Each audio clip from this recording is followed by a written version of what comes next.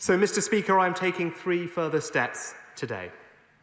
First, I'm introducing a new grant scheme for businesses impacted by Tier 2 restrictions, even if they aren't legally closed. We will fund local authorities to provide businesses in their area with direct cash grants. It will be up to local authorities to decide how best to distribute these grants, giving them the necessary flexibility to respond to local economic circumstances. But I'm providing enough funding to give every business premises in the hospitality, leisure and accommodation sectors a direct grant worth up to £2,100 for every month Tier 2 restrictions apply.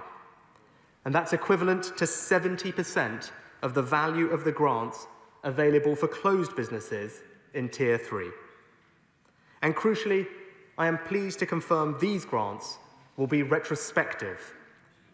Businesses in any area which has been under enhanced restrictions can backdate their grants to August. I have been listening and engaging with colleagues around the House, including but not only my honourable friends for Hayward and Middleton, Hyndburn, Penistone and Stockbridge, South Ribble, Burnley, Keighley, Cheadle, Lee and Southport.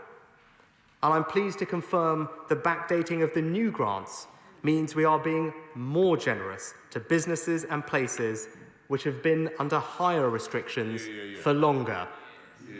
Let no one say, Mr. Speaker, this government is not committed to supporting the people and businesses in every region and nation of the United Kingdom. Second, to protect jobs, we are making the job support scheme more generous for employers.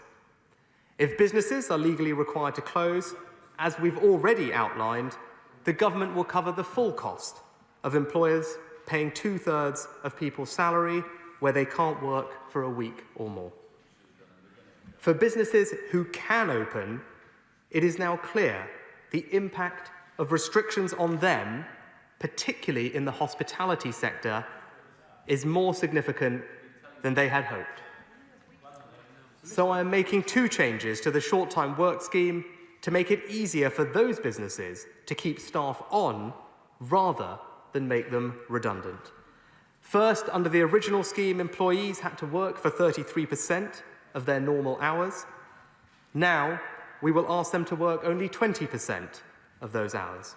Second, the employer contribution for the hours not worked will not be 33% as originally planned, or even 20% as it is in the October furlough scheme.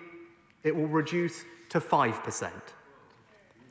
And the scheme will apply to eligible businesses in all alert levels, so businesses that are not closed but face higher restrictions in places like Liverpool, Lancashire, South Yorkshire and Greater Manchester, as well as the devolved nations, will be able to access greater support.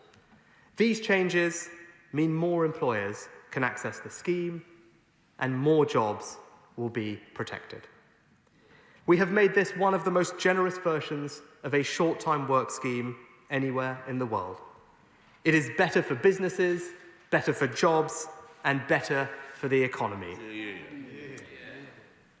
Third, as we increase the contribution we're making towards employees' wages, I'm increasing our contribution to the incomes of the self-employed as well.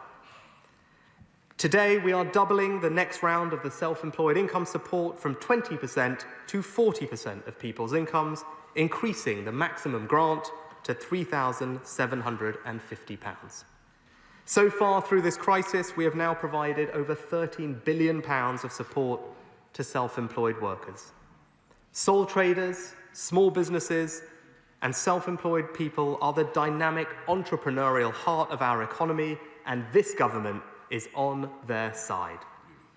In conclusion, Mr. Speaker, a wage subsidy for closed businesses, a wage subsidy for open businesses, cash grants of over £2,000 a month for Tier 2 businesses, and up to £3,000 a month for closed businesses, support for local authorities, support for the self-employed, support for people's jobs and incomes, all on top of over £200 billion of support since March. This is our plan, a plan for jobs, for businesses, for the regions, for the economy, for the country, a plan to support the British people, and I commend this statement to the House.